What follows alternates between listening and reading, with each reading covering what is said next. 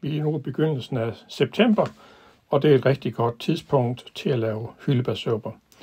Første step, det er ude i naturen og finde nogle gode hyldebær, og de er modne her i begyndelsen af september. Og jeg plejer at søge efter et sted, hvor der ikke er for meget trafik og ikke for meget støv, for så er det i hvert fald mindre rengøring og også mindre skadelige stoffer i dem. Og jeg har fundet et lækkert sted her, hvor der næsten ingen trafik er, og samtidig er masser af hyldebær. Og så er det ellers bare at klippe ned, og jeg har en pose med at putte dem i, fordi jeg er sådan rimelig godt med farve i sådan noget der, så de får ikke lov til at lægge løs rundt i bilen, eller hvad man ellers er kørt afsted i for at plukke hyldebær.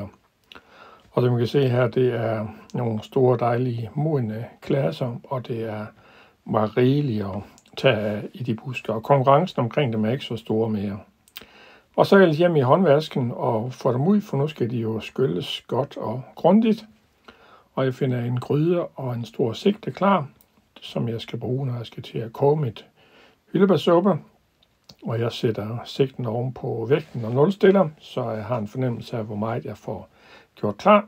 Og så er det ellers med at gå i gang med at skylle de her hyldebær og lige nippe de største stilke og fjerne blade. Skylle dem godt og sørge for, at det ikke er dyr eller andet godter i. Og når jeg så har skyllet dem godt og grundigt, jamen så er de oppe i sigten, og jeg stiler efter at have cirka et kilo hyldebær.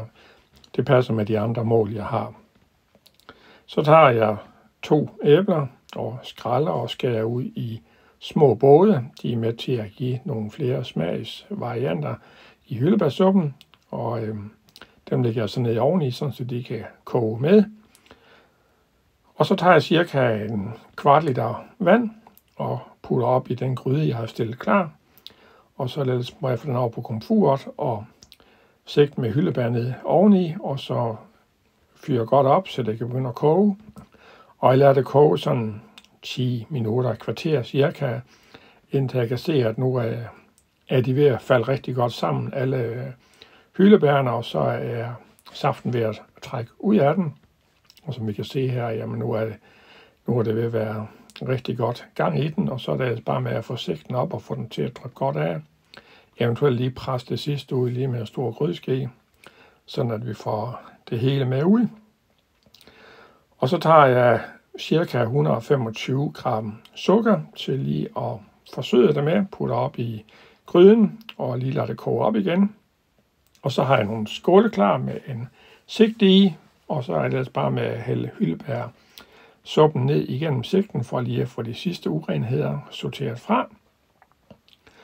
Og når jeg så har gjort det, jamen så deler jeg det lige i passende portioner, så det kan blive frosset ned og gemt til en dejlig kold vinteraften, hvor man måske lige har lidt snue på halsen. Det er noget af den bedste medicin mod sådan nogle ting.